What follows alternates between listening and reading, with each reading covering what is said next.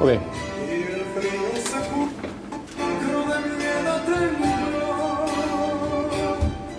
Y a esta hora presentamos su programa Nueva Esperanza con el doctor Raúl López Berqué, programa de edificación espiritual. Y ante ustedes en esta noche, en su programa Nueva Esperanza, el doctor Raúl López Berqué. Buenas noches, un placer estar aquí de vuelta con ustedes y continuando la discusión que estábamos haciendo de la gran promesa para Puerto Rico y para todas las naciones. Habíamos estado hablando de distintas cosas, habíamos estado hablando de la importancia de las leyes del Antiguo Testamento, habíamos estado hablando del tipo de adoración que Dios quiere en las iglesias, ¿verdad? Y habíamos hablado de que básicamente Jesucristo quiere que la adoremos en espíritu y en verdad, y espíritu es aquella parte de nuestro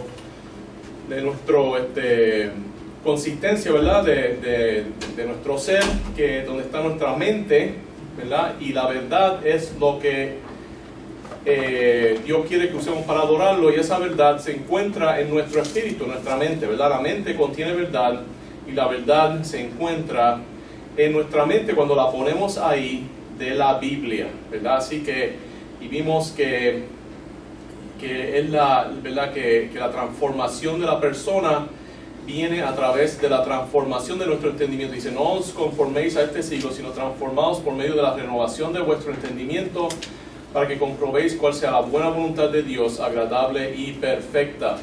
Los números. En unos minutitos vamos a dar los números de la estación, me pueden llamar, ¿verdad? Este es un programa para tratar de contestar preguntas. Yo pienso que, ¿verdad? Uno aprende más cuando uno puede hacer preguntas. Puede ser que tenga algunas preguntas acerca de la Biblia, que han querido preguntarle a alguien y nunca han tenido a alguien que le puede dar esa contestación. Pueden hacer preguntas del tema que estamos hablando, de cualquier otro tema bíblico, de profecía, o de cualquier otro tema de la teología, de la Biblia, o de cualquier área de la vida cristiana. Estamos aquí para tratar de contestar esas preguntas. Los números son 939-428-4232 y el número principal 787-830-9801, 830-9801. Prueben ese número primero. Si está ocupado pueden llamar al 939-428-4232. Apunten el numerito si tienen alguna pregunta y vamos a seguir dando el número a través de la noche. Y también si tienen peticiones que quieren dar, al final del programa estaremos orando por las distintas peticiones. Así que quería enfatizar esto de la iglesia antes de movernos a otro tema. El entendimiento y el conocimiento es algo que ¿verdad? Como que no cuenta si no se aplica. Y una manera de aplicarlo, o sea, si usted entiende que el entendimiento es importante, que el conocimiento de la Biblia es importante ir a una iglesia que se enfoque en ese tipo de predicación. Si la adoración que Jesucristo quiere es una que se basa en la verdad, que se basa en el Espíritu, ¿verdad? Que es nuestra mente y además es el Espíritu de Dios, ¿verdad? Que le da vida a nuestra mente. Y usted está en una iglesia que eso no es lo que enfatiza, ¿verdad? No enfatiza en la verdad. Porque puede ser que tengan la verdad, pero yo lo que estoy diciendo es que enfaticen la verdad. O sea, que el tema central de toda la adoración sea la verdad. Aún en los cánticos, si en la iglesia de usted puede entrar un musulmán y sentirse cómodo, la adoración suya no es la adoración correcta. Yo me recuerdo que cuando era joven, mi novia, que ahora es mi esposa, tenía una amiga que era musulmana y nosotros la invitamos a ir a una iglesia. Ella tiene una amiga y empezó a ir con esa amiga a otra iglesia, no era de nosotros. Pero ella fue unos cuantos domingos y ella dejó de ir. Le preguntamos por qué. Ella dijo, que la música de ellos en los cánticos hablaban demasiado de Jesucristo y adoraban a Jesucristo, y eso a ella no le gustaba. dije, wow, pues es una iglesia que tenía un buen testimonio, porque una musulmana fue allí y se sintió incómoda, porque le estaban diciendo que Jesucristo era Dios y que Jesucristo era la única manera de llegar a Dios. Así es como debe ser. Nosotros debemos tener una adoración en nuestra iglesia donde entre un inconverso y se siente incómodo, ¿verdad? Porque la cosa es que, fíjense, la iglesia no es el sitio donde nosotros vamos a ganar almas. Nosotros no vamos a evangelizar en la iglesia. La iglesia es donde van los cristianos a hacer, ¿cómo se llama? Básicamente para crecer, ¿verdad? Para ellos, ¿cómo se llama? Una palabra que no me viene porque tengo dos idiomas mezclados en mi mente. Pero vienen para ser alimentados, ¿verdad? Para ser, hay una palabra ahí, ser edificados, esa es la palabra que estaba buscando. Es para la edificación de los cristianos. ¿Qué quiere decir edificar? Edificar quiere decir construir un edificio. Y ese edificio es el templo del Espíritu Santo que nosotros estamos construyendo individualmente en nuestras vidas y colectivamente en la congregación. Pero un inconverso no puede venir a ser edificado, ¿verdad? Porque él no es parte del edificio. ¿En qué sitio va a caer el inconverso? ¿Qué pieza va a jugar él? ¿Verdad? La evangelización se hace afuera, ¿verdad? En nuestros trabajos, en casa por casa, quizás en campañas evangelísticas. Pero la iglesia es para la edificación del cristiano, para equiparlos y enseñarlos a que puedan ir afuera al mundo, a ellos entonces evangelizar el mundo. Porque fíjate que la gran comisión es ir a todas las naciones, ir a los gentiles. No dice ir a la iglesia ¿verdad? a ganar almas, es ir al mundo a ganar almas. La iglesia, otra vez, para la edificación de los cristianos basado en la verdad, ¿verdad? En la palabra de Dios. Fíjense que dice, no os conforméis a este siglo, sino transformados por medio de la renovación de vuestro entendimiento, para que comprobéis cuál sea la buena voluntad de Dios, agradable y perfecta. Y yo he tomado, ¿verdad? La tarea de tratar de levantar una iglesia con esas características. Estamos comenzando, tenemos un pequeño grupo.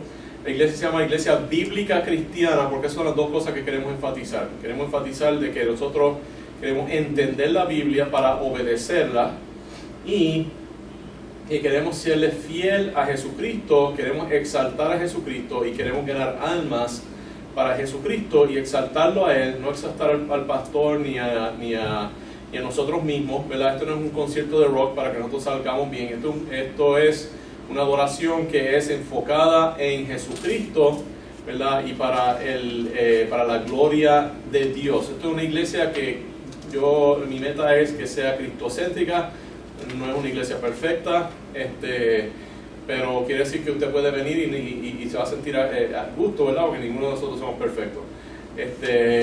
Pero, ¿verdad? Esa es nuestra meta. Y si a usted le interesa un estilo de enseñanza que sea más de entender la palabra, pues le invito a que nos visite. La iglesia se llama Iglesia Bíblica Cristiana de Aguadilla.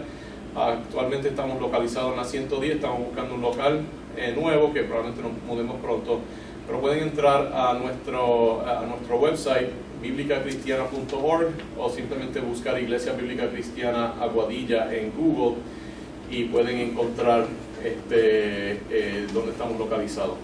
El número aquí en la estación otra vez, 830-9801,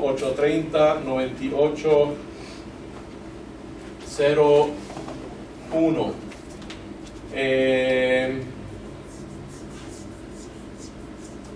Muy bien, ya han llamado para peticiones, las tomaremos más adelante.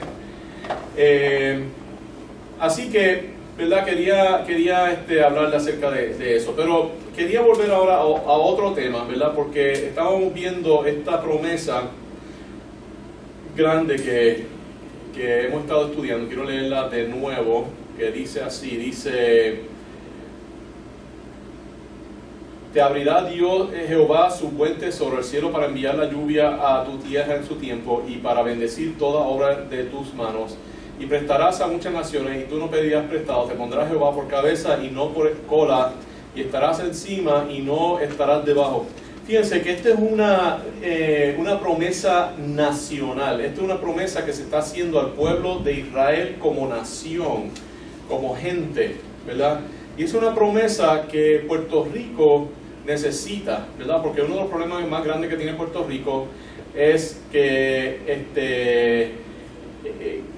¿verdad? Que nosotros básicamente tenemos que pedirle prestado a un montón de gente, tenemos una deuda bien grande.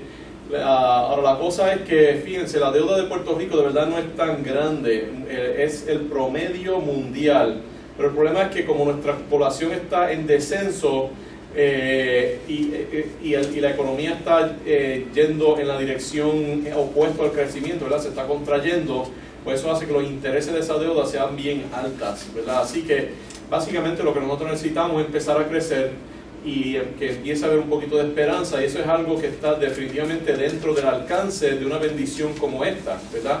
Dice, y prestarás a muchas naciones y tú no pedirás prestado, te pondrás Jehová por cabeza y no por cola.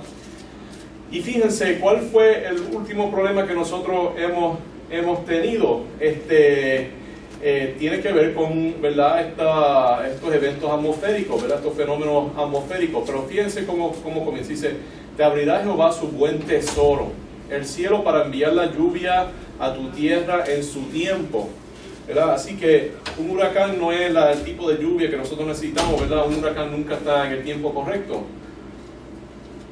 Así que Dios puede hasta bendecir, ¿verdad? El clima, si nosotros, pero hay una condición, y esa es la condición que vamos a ver. Dice, si obedecieres los mandamientos de Jehová tu Dios, que yo te ordeno hoy, para que los guardes y los cumplas, y si no te apartares de todas las palabras que yo te mando hoy, ni a diestra ni a siniestra, para ir tras dioses ajenos y servirle, ¿verdad? Los puertorriqueños tienen muchos dioses. No sé si hemos hablado hoy, tengo una presentación que se llama Los dioses de los puertorriqueños, ¿verdad? Que incluye desde los santos hasta el dinero y muchas otras cosas, pero esos son los dos más grandes, ¿verdad? Los santos. Y recuérdense, esa gente eran, ¿verdad? María era una mujer. María no puede oír las oraciones de millones de personas a la misma vez, a menos que no sea diosa, ¿verdad? Y si usted piensa que ella va a oír sus oraciones, usted está elevándola a nivel de una diosa. Y la cosa es que si ella no es una diosa, ¿verdad? Porque no lo es, y es solamente una mujer, ¿a quién entonces está contestando esas oraciones, ¿verdad? Esa llamada que usted está mandando a la otra dimensión, ¿quién está contestando esa llamada? Puede ser que no sea quien usted espera que esté contestando esa llamada, ¿verdad? Y el otro Dios que tienen los puertorriqueños es el dinero y el placer y la fama, pero especialmente el dinero, ¿verdad? Pero si no seguimos eso y seguimos los mandamientos de Dios, ¿verdad? Él tendrá todas estas bendiciones. Entonces los mandamientos caen en dos categorías. Están los mandamientos morales, ¿verdad? Están también los mandamientos rituales, que los del Antiguo Testamento cambiaron, tenemos algunos en el Nuevo Testamento. Pero entonces están los mandamientos que se llaman los mandamientos civiles, o los mandamientos que tienen un castigo, ¿verdad? Que eso es el ámbito entonces del gobierno, ¿verdad? Y entonces, ¿verdad? Así que aquí vamos a hablar de dos, hemos hablado ya de religión, ahora vamos a hablar de la otra cosa que nuestros abuelos dijeron que no deberíamos hablar para conservar amistades, que es la religión y la política. Ahora quiero hablar acerca de la política y qué es la política, porque la cosa es que la religión y la política son las dos cosas más importantes en nuestras vidas, porque una determina nuestro futuro, ¿verdad? Eterno, que es la religión, y además también nos determina cómo vamos a tener nuestra vida a un nivel personal. Pero la política determina cómo va a ser nuestra vida a un nivel colectivo, ¿verdad? Y qué tipo ¿verdad? De ambiente vamos a tener para nosotros poder obrar. Fíjense que el Antiguo Testamento comienza básicamente con, ¿verdad? Después del Génesis tenemos el Éxodo, en el segundo libro. ¿Y por qué se hizo el Éxodo? ¿Por qué Dios no simplemente le dio los mandamientos a los hebreos, ¿verdad? A los judíos, y dejó que ellos obedecieran a Dios allí como esclavos en Egipto? No, Él los sacó de Egipto, ¿verdad? Y les dio unas leyes para crear una nueva nación, una nación donde pudieran servir a Dios a un nivel óptimo, ¿verdad? Y para nosotros poder servir a Dios a un nivel óptimo, tenemos que tener cierto tipo de nación, ¿verdad? Que nos da libertad y que nos da el tipo de ambiente, ¿verdad? Social que optimiza, ¿verdad? El poder regar el Evangelio. Fíjense que muchas personas dicen, no, pero la persecución es lo que hace que la iglesia crezca. Hermano mío, eso no es cierto en absoluto, ¿verdad? La persecución nunca hizo que la iglesia creciera. La persecución lo que hizo es que la iglesia se purificara. Pero si usted mira en el libro de los Hechos, dice que después que Pablo fue salvo, dice entonces la iglesia tuvo paz y entonces el Señor añadió a la iglesia a aquellos que iban a ser salvos. Fue en la paz que siguió la persecución que la iglesia creció, ¿verdad? Ahora, la persecución lo que hizo fue que regó la iglesia, porque la iglesia se había quedado en Jerusalén, ¿verdad? Y la persecución en Jerusalén hizo que la iglesia se regara a través de todo el mundo, ¿verdad? Y entonces, pues, tuvo, ¿verdad? Y también la purificó, pero fue la paz que vino después de eso que hizo que la iglesia fuera exitosa. Y si la persecución hiciera que la iglesia creciera, Arabia Saudita e Irán serían los países más cristianos del planeta, ¿verdad? Y además de la China y algunos de estos otros países que persiguen a los cristianos. La razón que no hay casi iglesia evangélica en España es porque la Inquisición española, ¿verdad? Donde el rey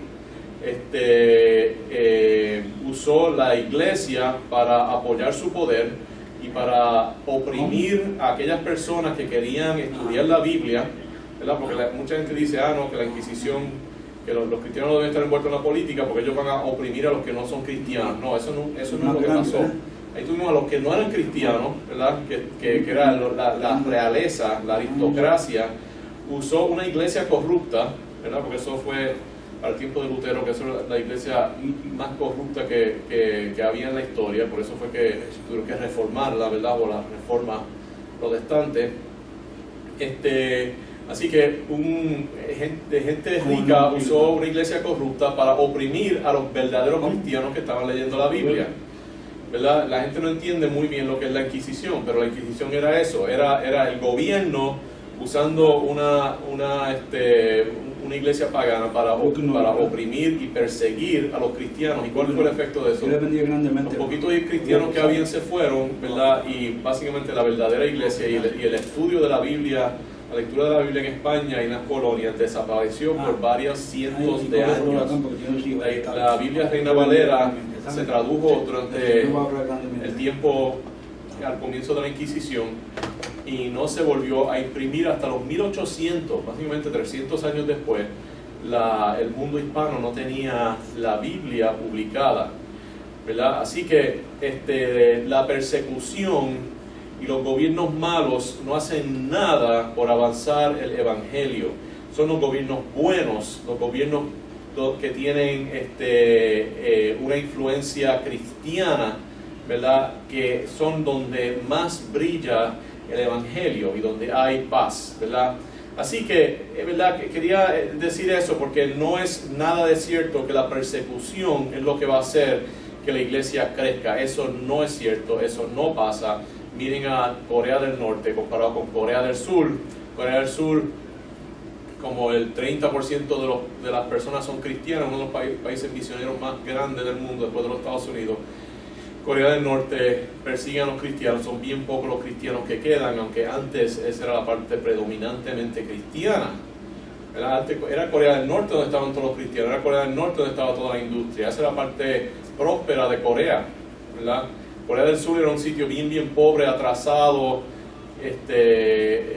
¿verdad? Inhóspito, rural, y ahora la cosa cambió porque el gobierno que tienen es un gobierno con principios que se acercan más a los principios de la Biblia, y ahí la iglesia floreció, la economía prosperó, tienen los recursos para mandar misioneros a través de todo el mundo. Aún aquí en Aguadilla había una iglesia coreana, unos misioneros coreanos que estaban empezando una iglesia.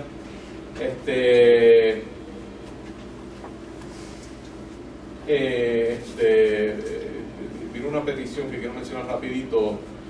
Vamos a recordar a los que están en el paso del huracán que va para allá, el huracán de Florencia. No, Florencia es Florence, ¿verdad?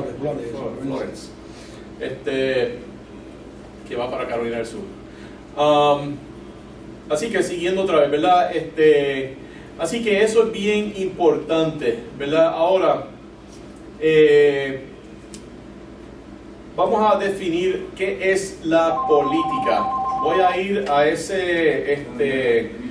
fuente de sabiduría que se llama Wikipedia, ¿verdad? Donde no todo es cierto, pero definitivamente como mucha gente va y mira las definiciones ahí, pues podemos decir que eso quizás representa lo que la mayoría de las personas piensan.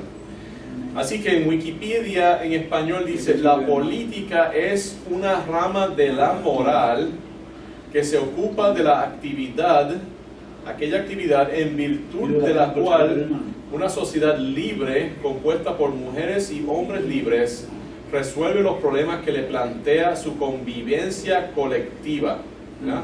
Así que la política es una rama de la moral, ¿verdad? Así que tiene que ver con cosas morales. ¿Y dónde usted cree que debemos ir para basar nuestra definición de la moral? Yo pienso que es en la Biblia, ¿verdad? Vamos a ir a una definición de la moral. ¿Qué quiere decir la moral? Dice: la moral son las reglas o normas por las que se rige el comportamiento o la conducta de un ser humano. ¿Okay? ¿De dónde vamos a determinar las normas y las reglas por las cuales se rige el comportamiento o la conducta de un ser humano? ¿Qué usted cree que debe ser esa fuente de autoridad que determine cómo nosotros debemos comportarnos en una forma colectiva, ¿verdad? O sea, que rija nuestra conducta con otras personas, ¿verdad? Nuestra conducta pública. Pues yo pienso, o sea, vamos a ver las alternativas que hay. Una alternativa que la gente dice, lo que llaman la ley natural. En la Declaración de Independencia dice que nosotros tenemos estas verdades como verificables, ¿verdad? En inglés se dice we hold this truth to be self-evident, o sea, que son evidentes por sí mismas, que todos los hombres son iguales. Dice all men are created, que todos los hombres han sido creados iguales. ¿Usted sabe quién escribió eso? Eso lo escribió Thomas Jefferson al mismo tiempo que él tenía más de 100 esclavos que definitivamente no los trataba como iguales, porque la cosa es que ahí hay unos problemas. ¿Cómo uno define igual? ¿Cómo uno define quién es un hombre? Y la cosa es que estas verdades no son tan evidentes, ¿verdad? Como parecen.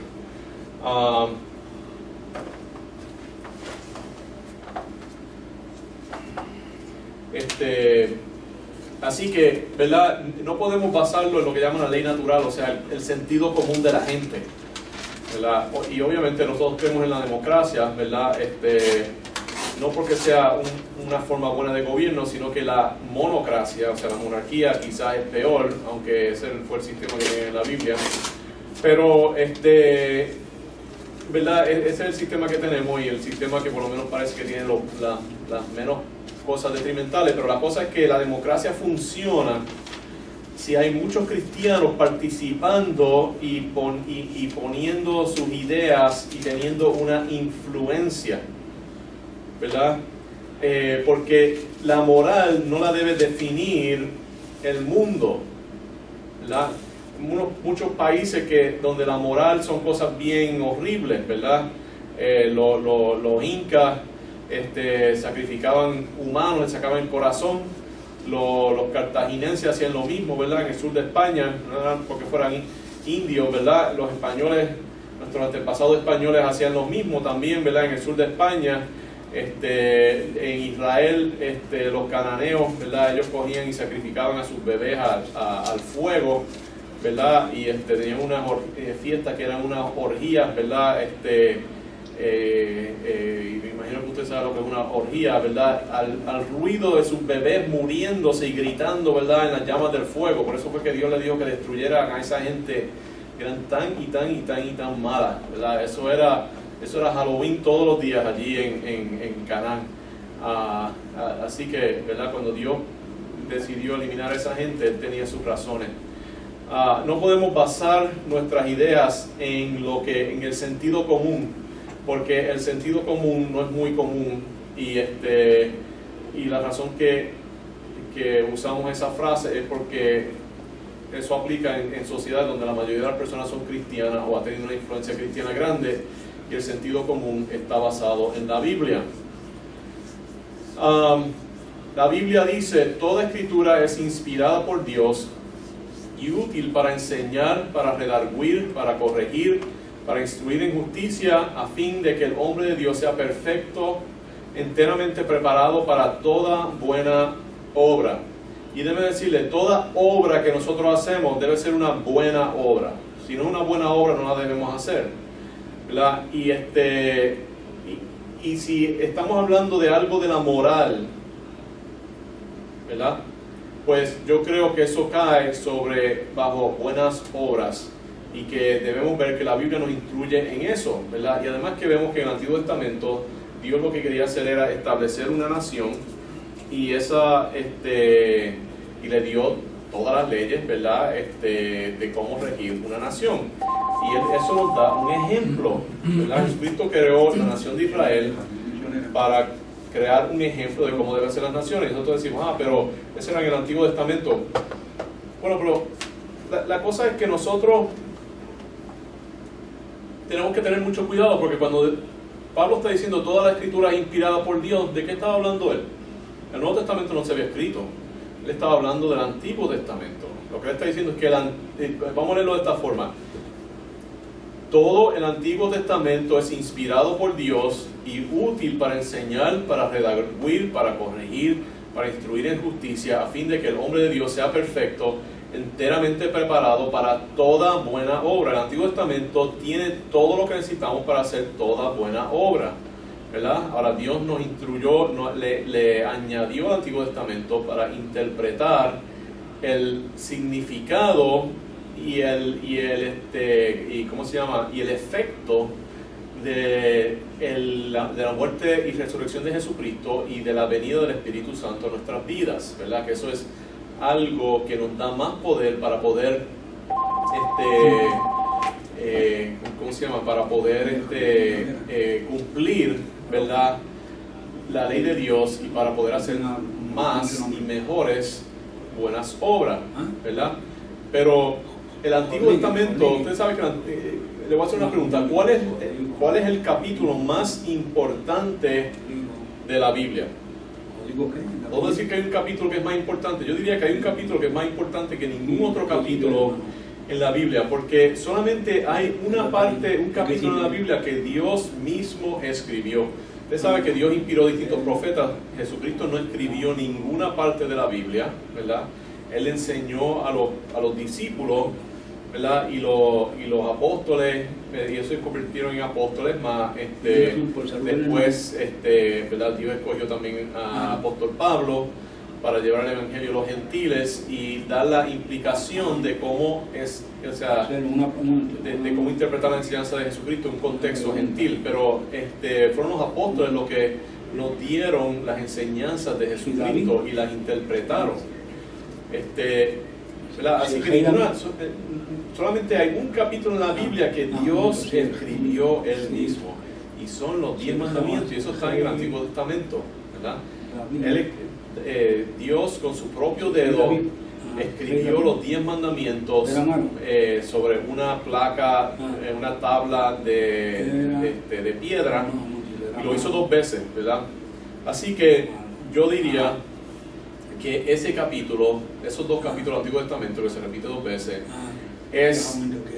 son los 2 capítulos más importantes de la Biblia, y están en el Antiguo Testamento, ¿verdad? Así que no podemos rechazar el Antiguo Testamento, y el Antiguo Testamento habla mucho acerca de cómo debemos construir una sociedad y regir una sociedad, ¿verdad? Tiene reglas de cómo debe ser nuestro comportamiento como miembros de una sociedad cívica. Yo mismo le voy a contestar la pregunta. Sigue confiando en el Señor. Dios me le bendiga grandemente, hermano. Ahora, nosotros, ¿verdad? Podemos decir, bueno, pues, ¿verdad? Queremos usar otro método para diseñar nuestras leyes, ¿verdad? Vamos ¿verdad? Hacer básicamente lo que nos da la gana. Nosotros podemos hacer lo que nos da la gana, pero el problema con hacer lo que nos da la gana es que tenemos que sufrir las consecuencias de la falta de sabiduría que representa ese tipo de manera de actuar, ¿verdad? Y vemos que lo que nosotros hemos estado haciendo hasta ahora no está funcionando. Nos ha llevado a todos estos problemas. Nosotros tenemos una tasa de asesinato que es altísima, estamos en la quiebra, y muchas otras cosas, ¿verdad? Pues quizás es tiempo de buscar las contestaciones en la Biblia. Han llamado para dos distintas preguntas, así que voy a tener una pequeña pausa para contestar algunas de las preguntas. Primero dice que si yo creo en la venida de Jesucristo. Yo he hablado mucho acerca de eso, pero le voy a buscar un pasaje aquí para leérselo rapidito. Déjenme subir la computadora. Perdone la musiquita. Vamos a ver aquí. Vamos a ver lo que dice la Biblia.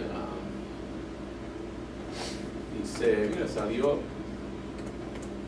aquí directamente. Vamos a ver.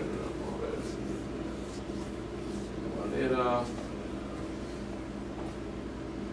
Ok, dice,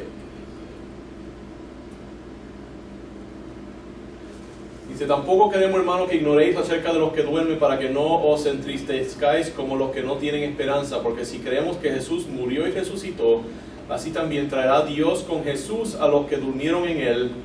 Por lo cual os decimos esto en palabra del Señor, que nosotros que vivimos, que habremos quedado hasta la venida del Señor, no precederemos a los que durmieron, porque el Señor mismo, con voz de mando, con voz de arcángel y con trompeta de Dios, descenderá del cielo, y los muertos en Cristo resucitarán primero. Luego nosotros los que vivimos, los que hayamos quedado, seremos arrebatados juntamente con ellos en las nubes para recibir al Señor en el aire, y así estaremos siempre con el Señor. Por tanto, alentáis los unos a los otros con esta palabra.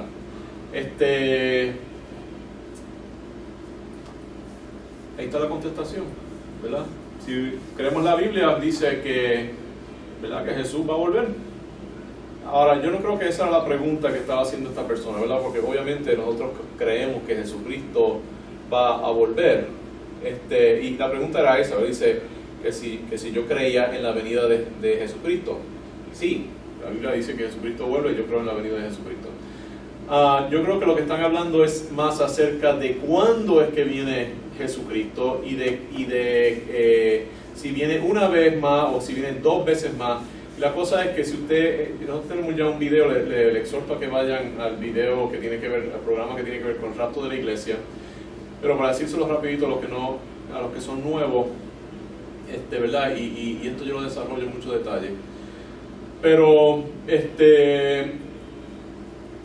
solamente se habla de una segunda venida de Jesucristo, que fíjense más adelante en el capítulo 5, que sigue inmediatamente después de lo que le dice. Pero acerca de los tiempos y de las ocasiones no tenéis necesidad, hermano, de que yo os escriba, porque vosotros sabéis perfectamente que el día del Señor vendrá así como ladrón en la noche, ¿verdad? Y cuando habla del día del Señor, está hablando de, porque miren lo que dice que cuando digan paz y seguridad, entonces vendrá sobre ellos destrucción repentina, como los dolores a la mujer encinta, y no escaparán. Ahí no está hablando ahí está hablando de un día, ¿verdad? El día del Señor. Ahora mucha gente dice, no, esos son 7 años.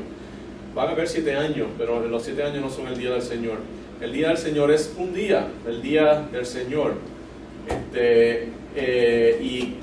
Tiene una destrucción repentina. Esos 7 años es un año de caos y de persecución, ¿verdad? Por eso lo llaman la gran tribulación, pero no es una destrucción repentina. Si ustedes miran el Apocalipsis, la destrucción repentina es el impacto de un asteroide que básicamente destruye una tercera parte de la Tierra. O sea, esto es un evento que es bien súper catastrófico. Imagínense María, ¿verdad? Pero a través de todo el mundo, con una tercera parte del mundo básicamente un cráter, donde no existe nada, completamente quemado, destruido, nada, ni gente, ni edificio, ni nada. La otras dos terceras partes del mundo más o menos en condiciones como María. Como después de María, y ahí no va a haber los Estados Unidos que vengan a ayudar a reconstruir. Básicamente así va a estar la cosa, y uno tiene que uno mismo reconstruirse. Esa es la destrucción de la cual está hablando, ¿verdad? Y eso es lo que pasa cuando viene Jesucristo. Él va a venir, Él es el que va a venir, ¿verdad? Ahí no va a venir los Estados Unidos, ahí va a venir Jesús, ¿verdad? Va a transformar una parte de la población, de los que son salvos, van a traer a los cristianos muertos, que los va a resucitar. Y entonces nosotros con Jesucristo somos los que entonces vamos a reconstruir el mundo, ¿verdad? Somos los que vamos a poner la luz eléctrica, vamos a, ¿verdad? Todas esas cosas, ¿verdad? Figurativamente vamos a restablecer las naciones, los países, y establecer el milenio, donde reinaremos con Jesucristo por 1000 años. Pero yo creo que eso va a ser, todo eso va a pasar en un momento, pero van a haber 7 años, ¿verdad? Del cual vamos a estar hablando, ¿verdad? Porque vamos a hablar de lo que va a pasar en esos 7 años. Bien interesante, ¿verdad? Es algo increíble, ¿verdad? Las cosas que van a estar pasando durante ese tiempo, la tecnología que va a haber. Y la cosa es que yo creo que eso viene ya pronto. Eso viene como, menos, yo diría que nosotros vamos a conocer esa generación si no vamos a estar nosotros a través de eso. Yo diría que no mucho más de 100 años, ¿verdad? Y nuestros hijos probablemente van a pasar por eso, o nuestros nietos, ¿verdad? La generación que están haciendo hoy en día, yo creo que definitivamente va a pasar por eso. Así que esa es mi contestación a esa pregunta, pero tiene mucha más, se podría hablar mucho más de eso, pero busquen ese video que habla del rapto, entren a YouTube, a Bíblica Cristiana Aguadilla, y busquen ese, ¿verdad? Está bajo programa radial, y busquen creo que son 2 videos que hablan acerca del rapto. La otra pregunta era si el rey David era malo, ¿qué era conforme al corazón de Dios? O sea, ¿por qué si el rey David era malo, por qué podemos decir que era conforme al corazón de Dios? Bueno, la cosa es que todos somos malos, ¿verdad? Eso está bien claro, todos tenemos pecado, todos somos malos. Y esa es la cosa, que nosotros tenemos esta idea de que hay gente que son buenas y hay gente que son malas. Y hay cristianos que son buenos y hay cristianos que son malos. Y si el cristiano, ¿verdad?, para ser salvo tiene que ser bueno. Y si hace algo malo, pierde su salvación y ya no es cristiano, ¿verdad? Y uno tiene que básicamente ser perfecto para ser cristiano. Pues nadie puede ser perfecto, o sea, todos somos malos. Eso es lo que se llama la doctrina de la depravación total del hombre. Dice que aún nuestras buenas obras son como trapos de inmundicia, ¿verdad? Todo lo que nosotros hacemos, por mejor que tratemos de hacerlo, está contaminado por falta de esfuerzo, por actitudes incorrectas, por egoísmo, ¿verdad? Por motivaciones incorrectas. ¿Usted cree que todos los pastores que están ahí lo hacen porque aman a Dios y no lo hacen porque les encanta que la gente piense que ellos hablan bien, ¿verdad? Eso lo veo yo mismo. Yo hago este programa porque, ¿verdad?, quiero las bendiciones de Dios, pero también me gusta hacerlo, ¿verdad? Y me gusta el reto de hablar con las personas y pensar que uno está haciendo algo. Pues si todo, ¿verdad?, uno trata de purificar sus motivaciones lo más posible, hacerlo todo por la gloria de Dios, pero nadie está exento de tener, primero, no hacer el esfuerzo debido, ¿verdad? Y no prepararse como uno debe prepararse, no hacer las cosas como uno debería hacer, ¿verdad? Uno siempre podría hacer mucho más de lo que está haciendo, y eso es un pecado, ¿verdad? Así que si uno está pecando, uno es malo, ¿verdad? El no hacer todo el esfuerzo posible es malo. Y el hacerlo con motivaciones incorrectas, con orgullo, ¿verdad?, con rencor, por espíritu de competitividad, todas esas cosas, ¿verdad?, son malas, y todos tenemos esas cosas, o por simplemente sentirse bien, ¿verdad?, y no hacerlo por amor a Dios. Así que ponemos eso, ¿verdad?, que el decir que el rey David era malo, pues igual que todos nosotros, ¿qué diferencia? Pero eso quiere decir que una persona, ¿verdad?, pecadora puede tener un deseo, ¿verdad?, y tratar lo más posible de conformar su vida al corazón de Dios, ¿verdad? Y la cosa es que eso es en lo que debemos enfocarnos, ¿verdad? Que David era un hombre que quería conformarse, quería que su corazón se pareciera al corazón de Dios. O sea, que su vida, sus motivaciones, su carácter fuera como el carácter que Dios quiere que una persona tenga. Pero déjeme decirle lo que pasa. Lo que pasa es que ¿verdad? A veces nosotros nos ponemos en situaciones donde esas cosas malas que todavía quedan en nuestra vida, ¿verdad? Que debemos estar tratando de sacar y están escondidas allá adentro, a veces estamos en una situación donde esas cosas salen, ¿verdad? Y salen a la luz. David no estaba haciendo lo que él debería haber estado haciendo. Él supone que estuviera defendiendo a Israel en contra de los enemigos y estar al frente de su ejército, pero, ¿verdad? Se puso vago, se quedó atrás. Yo creo que él conocía a esta mujer y tuvo la oportunidad, ¿verdad? Y hizo lo incorrecto. Pero lo importante es que él se arrepintió. O sea, David no era malo por lo que él hizo con Bathsheba. Él hizo eso con Bathsheba porque era malo. ¿Ves? Eso ya estaba ahí, él ya era malo. Los pecados no nos hacen malos, los pecados demuestran que son malos, ¿verdad? Eso es como, por ejemplo, cuando salen las setas, ¿verdad? Ustedes han visto los hongos, las setas. Eso está debajo de la tierra, ¿verdad? Esa es la fruta que sale, que demuestra que estaba ese organismo está allá abajo. Y de la misma forma, el pecado es simplemente un retoño de algo que ya está dentro de nuestra vida, y cuando retoña, entonces podemos hacer algo. Cuando pecamos, que podemos nosotros hacer algo, ¿verdad? Arrepentirnos. Ahora, ¿verdad? Obviamente no queremos pecar, porque el querer pecar demuestra algo malo también. ¿Verdad? Así que esa era la cosa de David, ¿verdad? Entonces nosotros tenemos que darnos cuenta que todos nosotros tenemos esas mismas debilidades, y dadas estar en la situación correcta, nosotros podíamos pecar también. No porque no estemos pecando quiere decir que somos personas buenas, ¿verdad? Puede ser que no nos estemos esforzando. ¿Cuál usted cree que era el mejor de los apóstoles, el que más amaba a Dios, el que más quería estar con él, ¿verdad? O entre los más, yo diría que uno era Pedro. Pero ¿por qué Pedro fue el que negó a Jesucristo y no fue Tomás, no fue Bartolomé, ¿verdad? Bartolomeo, Natanael, ¿verdad? Uno de esos apóstoles que nosotros nunca oímos nada de ellos, como que desaparecieron de la historia. ¿Por qué no fueron ellos los que negaron a Jesucristo? ¿Por qué fue Pedro, ¿verdad? Alguien que amaba tanto a Jesucristo, que él dijo que él no iba a negar a Jesucristo? Fue porque Pedro fue el único que lo siguió, ¿verdad? Pedro siguió a Jesucristo,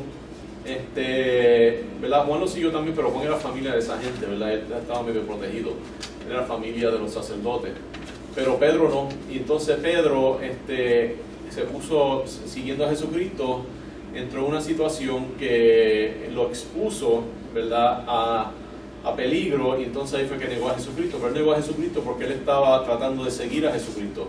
Y así mismo, ¿verdad? Hay gente que dice, ¿verdad? Como una señora que dijo, yo no tengo esa tentación ¿verdad?, de las cosas, de la inmoralidad, ¿verdad?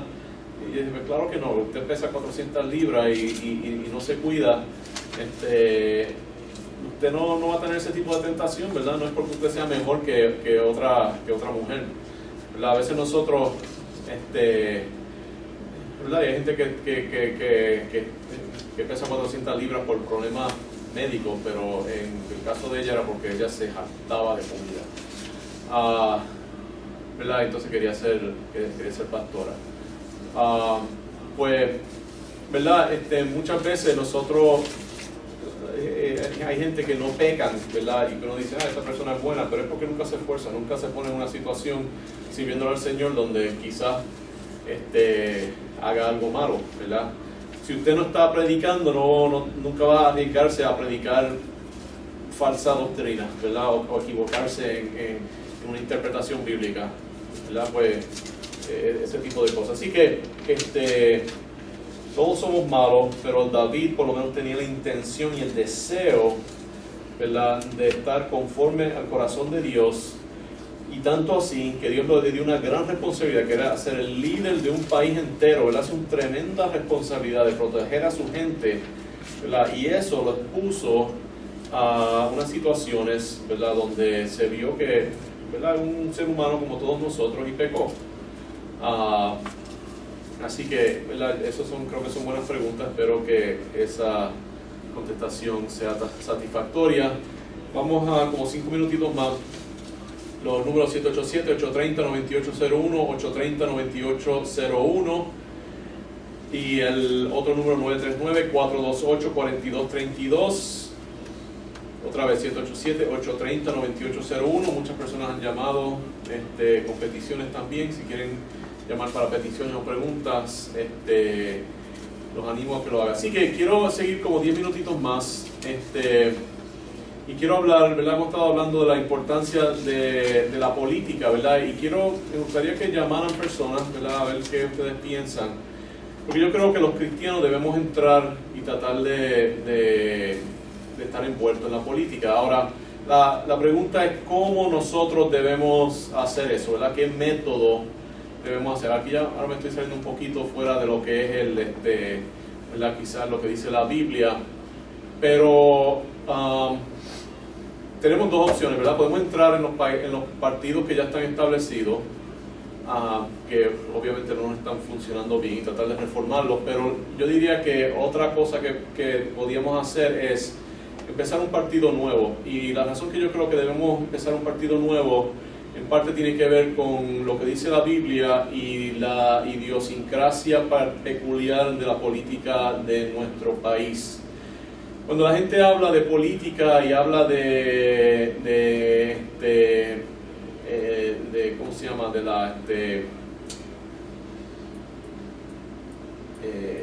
se llama eso? Hablan de la ideología, ¿verdad? Hablan de ideología, política y de la política, y si uno es de la derecha, si uno es de la izquierda. Están hablando básicamente de un componente, de un asunto de la política, que es un asunto en sí que es bien limitado, y es el asunto del estatus, ¿verdad?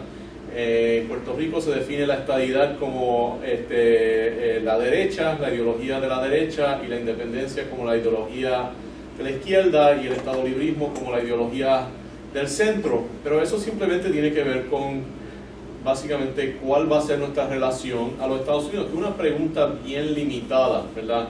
La Biblia se enfoca un poco sobre eso, ¿verdad? Porque el Éxodo sacó a Israel de Egipto, y yo diría que siguiendo esa idea nosotros no deberíamos estar muy atados a Egipto, ¿verdad? Pero el enfoque es más bien las leyes, ¿verdad? Dice: mirad, yo os enseño estatutos y decretos como Jehová mi Dios me mandó, para que hagáis así en medio de la tierra en la cual entráis para tomar posesión de ella. Guardadlos pues y ponedlos por obra, porque esta es vuestra sabiduría y vuestra inteligencia ante los ojos de los pueblos, los cuales oirán todos estos estatutos y dirán: ciertamente pueblo sabio y entendido, nación grande es esta. Porque qué nación grande hay que tenga dioses tan cercanos a ellos como lo está Jehová nuestro Dios en todo cuanto le pedimos. Esa es la iglesia. Y qué nación grande hay que tenga estatutos y juicios justos como toda esta ley que yo pongo hoy delante de vosotros. Ahí está el gobierno, ¿verdad? Así que el cristiano debe estar envuelto en la iglesia y en el gobierno, y la Biblia tiene principios para la iglesia y para el gobierno. No quiere decir que la iglesia, porque esa es otra cosa, la iglesia no se debe meter en los asuntos del Estado, ni el Estado debe meterse mucho en los asuntos de la iglesia, pero los cristianos deben meterse en los asuntos de ambas cosas. El cristiano como individuo, ¿verdad? Y puede organizarse de una forma colectiva, porque un partido político cristiano no es una iglesia, un partido político cristiano. ¿Verdad? Y podemos asociarnos para tener un impacto en el gobierno. Y yo creo que, ¿verdad?, son estos valores cristianos, si podemos decir, ¿verdad?, esa ideología de estatus, ¿verdad?, se representan por colores, ¿verdad? Y podemos usar la idea de colores para representar eso, mientras que esta cuestión de las leyes de la Biblia, la aplicada al gobierno, habla de valores, ¿verdad? Así que podemos hacer como lema valores, no colores, y podemos llamar el partido Renovación, ¿verdad? Pensando la idea de renovar nuestra mente, renovar nuestra sociedad. Y quería ver, ¿verdad?, qué piensan ustedes, si debemos hacer algo así.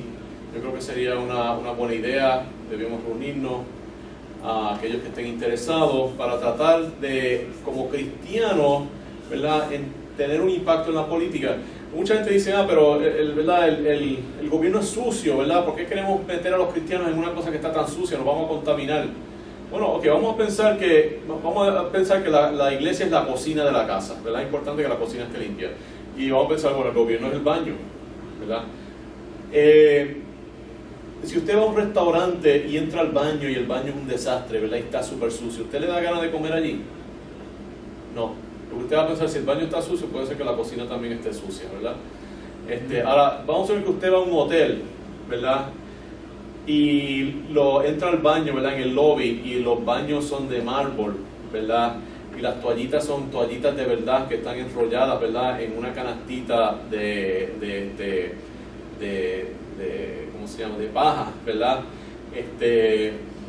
Y las paredes están todas, ¿verdad?, con piedra de granito, ¿verdad? Y los inodoros se flochean solos, son electrónicos, ¿verdad? Y están súper limpios. Pues usted, ¿qué va a pensar? Va a pensar, wow, la verdad que esto es un hotel que es súper fino, ¿verdad? Yo he entrado así a hoteles así y dice mucho, ¿verdad? Si hay ese tipo de lujo en el baño, ¿verdad?, usted sabe que es un buen hotel. Así que vamos a suponer que la política es el baño de la sociedad, ¿verdad? Tiene que estar limpio, ¿verdad? Y tiene que estar corriendo bien, ¿verdad?, para que la sociedad no esté contaminada, ¿verdad? Así que los cristianos son los mejores que pueden hacer limpieza, ¿verdad? Porque nosotros se supone que no estemos motivados por dinero, sino por justicia, ¿verdad?, la rectitud de Dios. Y quería mencionar algunas cositas rapidito, como 10 minutitos más. Podemos seguir, ¿verdad? 7 cosas que yo creo que podíamos hacer,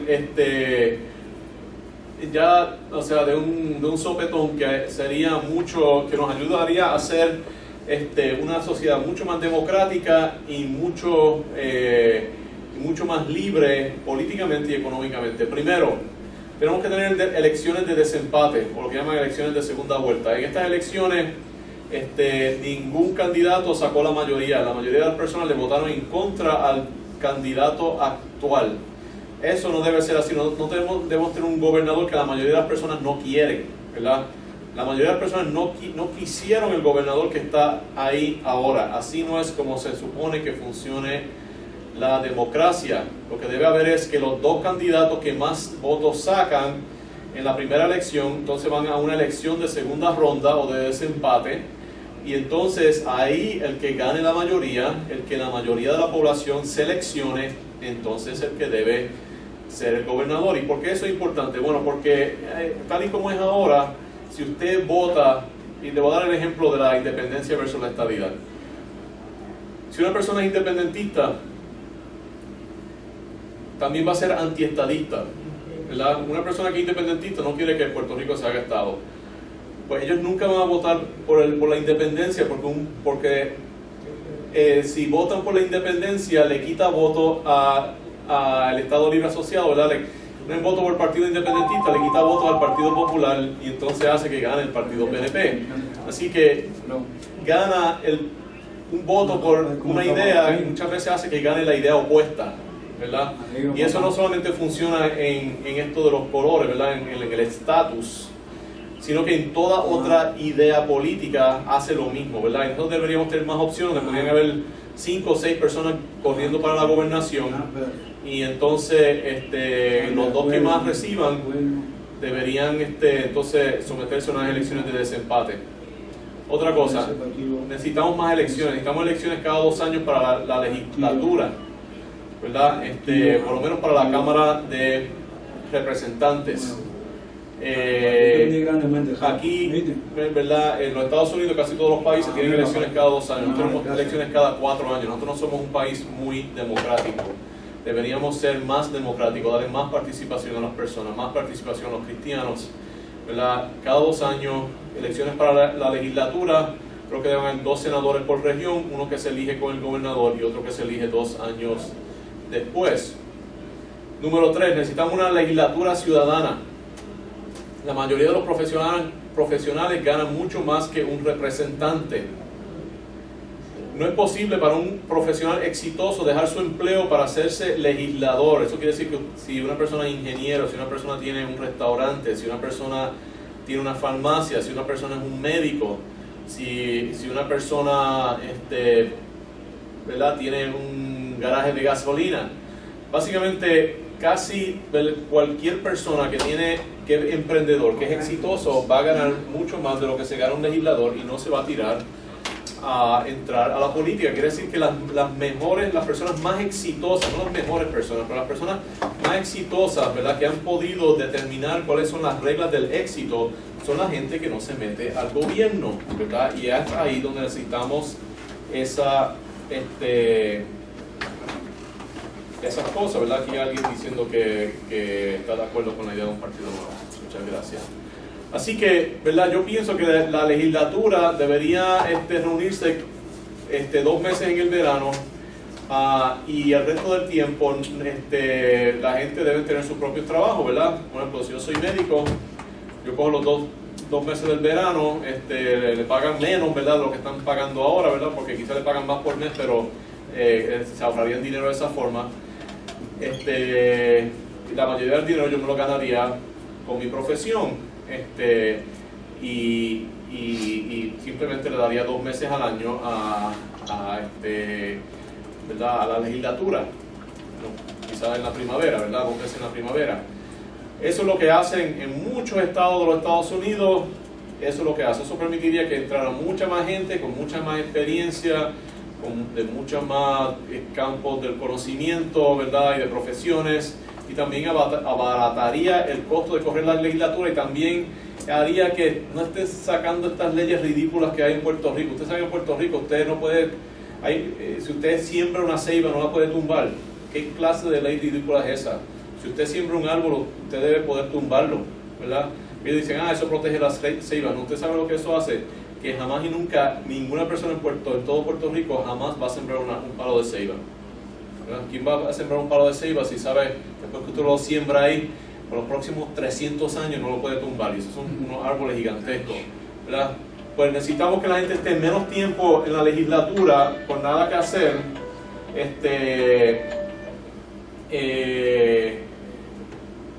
¿cómo se llama? Sacando leyes bobas como esa, ¿verdad?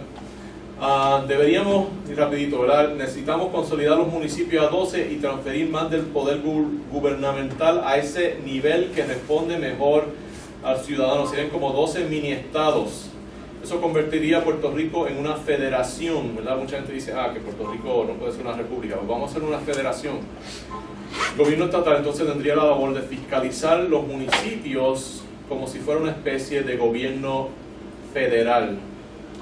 Entonces, 3 cositas más antes de tomar las oraciones. Debemos privatizar el sistema de educación. No hay ninguna razón por la cual el Estado, el gobierno estatal, le esté diciendo cómo educar a sus hijos. Cuando mi abuela era joven y tenía que ir caminando a la escuela y solamente había una escuela donde ella podía ir, pues está bien importante que hubiera una buena escuela. Pero ahora mismo mis hijos pueden escoger entre 5 escuelas superiores distintas en Aguadilla y todos tienen carro, ¿verdad? Y mucha gente básicamente está así. Hay mucha selección. Deberíamos dejar que los padres escojan. Ahora lo que deberíamos hacer es que el gobierno le dé unos vales escolares para que escojan la escuela que los padres quieran. A nadie le importa más el bienestar de sus hijos que a los padres, ¿verdad? Que un buen padre. Así que yo pienso que deberíamos eliminar el departamento completo de educación, ¿verdad? Básicamente hacer que sea un departamento bien chiquito que prepare exámenes para evaluar estas escuelas, ¿verdad? Pero que básicamente entregarle vales a los estudiantes para que usen eso, para ir y escojan la escuela privada de su preferencia. Si quieren una escuela católica, sea católica. Si quieren que sea secular, que sea secular. Si quieren que sea Montessori, que sea Montessori. Si quieren que sea evangélica, que sea evangélica. Si quieren ir a una musulmana, pues que vayan a una musulmana. Bien, en vez de dar renta gratis en los residenciales, dar vales de renta donde puedan escoger dónde vivir, ¿verdad? Empezar a cobrar en los residenciales lo que estarían dando en esa renta, así que si quieren quedar en los residenciales pueden, pero si quieren salir de ahí, pues pueden tener vale de renta, y también dar vales de renta para plan médico, para comida, que ya están los cupones de alimentos, ¿verdad? Y entonces, como se estarían dando todas estas ayudas, ¿verdad?, a todo el mundo, pues debería eliminar el salario mínimo, ¿verdad? Porque el salario mínimo evita que ciertas personas puedan conseguir trabajo, y eso eliminaría el desempleo, ¿verdad? En Puerto Rico hay una tasa de desempleo gigantesca, y eso es absolutamente importante, que eliminemos el desempleo, ¿verdad? Y la forma de hacer eso es, si le pagamos menos a las personas, todo el mundo tendría empleo. Pero entonces dicen, pero entonces, ¿cómo va a vivir esa gente? Bueno, le estamos dando vales de comida, ¿verdad? Le estamos dando cupones de alimentos, le estamos dando vales para plan médico, vales para renta, y le estamos dando vales para la educación de sus hijos. Así que, ¿verdad?, si usted suma todas esas ayudas a lo que se estén ganando, ¿verdad?, en cualquier trabajo, pues con eso pueden vivir por lo menos como están viviendo ahora. Y eso eliminaría mucho de la burocracia del gobierno y le daría más opciones a las personas, ¿verdad? Porque la idea es tener opciones para dónde vivir, opciones de qué comer, opciones de qué plan médico quieren, opciones de las escuelas, opciones de trabajo, ¿verdad? Y a los patronos opciones también de a quién emplear y qué tipo ¿verdad?, en qué manera emplear a las personas. Así que son algunas ideas, ¿verdad?, que yo creo que quería traer a la mesa, quería discutir, que son cosas que traerían más libertad, porque ¿cuál fue lo primero? Cuando Dios quiso crear una nación, ¿qué fue lo primero que hizo? Libertó a los esclavos en Egipto, ¿verdad? En el Éxodo les dio libertad, ¿verdad? Como ese corito que dice, en Egipto esclavo fui. Sí o sí, pero Dios nos dio la libertad, ¿verdad? Libre, tú me hiciste libre, ¿verdad? Pues como somos libres en Jesucristo, necesitamos más libertad política, ¿verdad?, a través de más democracia, y más libertad económica a través de darle más opciones económicas a las personas. Así que piensen sobre eso. Ya se nos está acabando el tiempo. Si alguien quiere llamar rapidito, 787-830-9801, 787-830-9801, pero ahora vamos a tomar unos minutitos para algunas peticiones, ¿verdad?, para orar. Así que voy a ir mencionando las peticiones a medida que vamos orando. Señor, te damos gracias por este programa. Te pido que podamos hacer un impacto aquí en Puerto Rico y a través del mundo.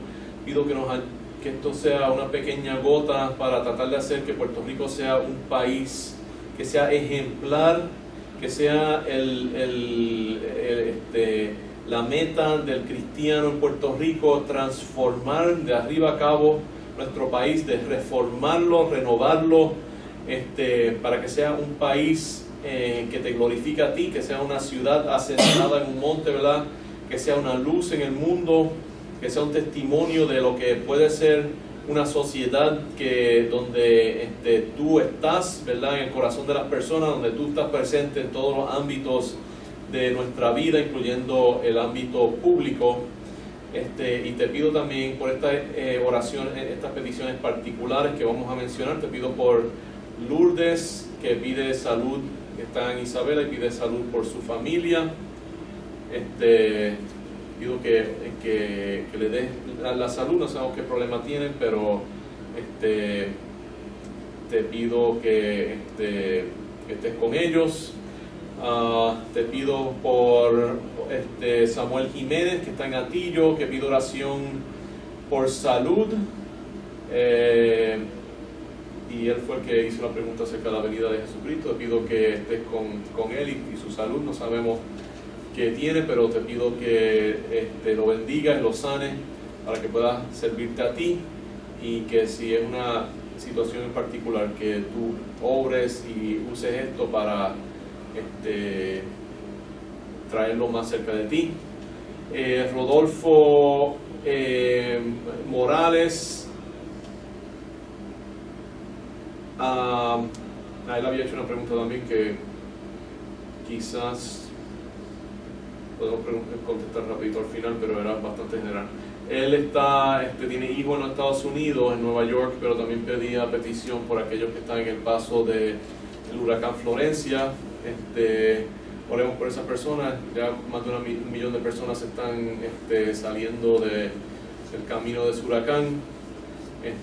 Allá, cuando pasan huracanes, no se va la luz, pero se van las casas, y eso es peor. Así que, ¿verdad? Oremos por esas personas. Y especialmente los cristianos en esa área que no sufran y que se preparen especialmente.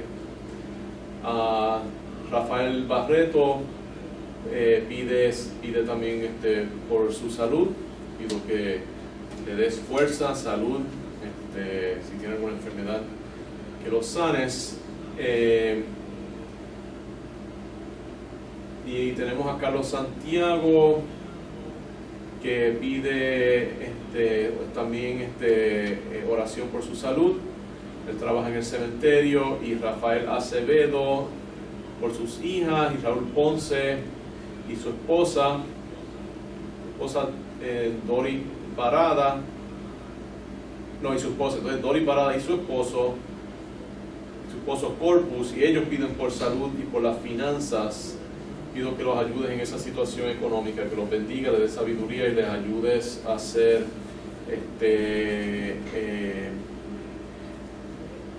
sabios, que les des ideas. Nosotros pedimos. Amén. Pues ya estamos por terminar. Iba a mencionar rapidito la pregunta que hicieron, era ¿cuál es mayor, la política o la iglesia? La cosa es que yo pienso que las dos son importantes, ¿verdad? Cada cual es importante en una forma distinta. Eso es como decir cuál es que es más importante, el corazón o el cerebro. Bueno, en cierto sentido el cerebro es más importante, pero déjeme decirle, sin el corazón el cerebro no funciona muy bien. Así podemos decir que la iglesia quizás es como el cerebro, es más importante, pero sin el gobierno, ¿verdad? La iglesia no funciona muy bien porque la gente se estaría matando. Y otra vez, como estamos diciendo, un buen gobierno crea las condiciones sociales que permiten que la iglesia crezca y labore y evangelice, ¿verdad? Y gane más almas para Jesucristo. Cuando el gobierno no funciona, como en Corea del Norte, es bien difícil alcanzar a la gente. O en sitios como Arabia Saudita, ¿verdad? Arabia Saudita, el gobierno está en contra de la evangelización y allí menos del 1% de la población es cristiana, ¿verdad? Básicamente 99.99% de la población es musulmana, ¿verdad? ¿Y por qué es eso? No es porque la iglesia no sea fuerte, es porque el gobierno allí es bien malo, ¿verdad? El gobierno está en contra de la iglesia, así que eso es mi contestación.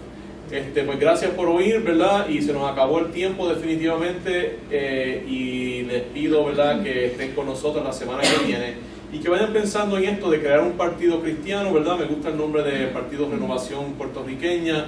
Hablen con otras personas, llamen, ¿verdad? La semana que viene, díganos qué piensan acerca de esas 7 cosas que yo mencioné, acerca del nombre del Partido Renovación y algunas otras cosas que usted piensa que un partido cristiano debería hacer, ¿verdad?, para renovar a Puerto Rico. Tráiganos sus ideas, y la semana que viene vamos a comenzar otra vez con el estudio del libro del Apocalipsis, ¿verdad?, donde habíamos dejado en las iglesias del Apocalipsis. Así que hasta la semana que viene, que Dios les bendiga.